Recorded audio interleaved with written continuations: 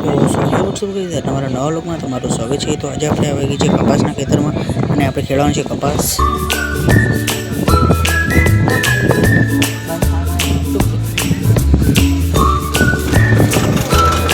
તો હવે આપણે બેસી ગયા છીએ સમાલ પર।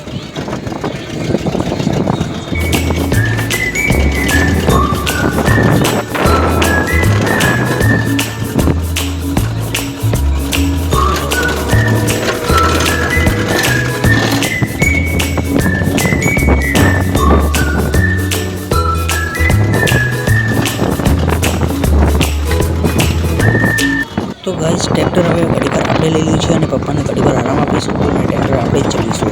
તો તમે જોઈ શકો છો।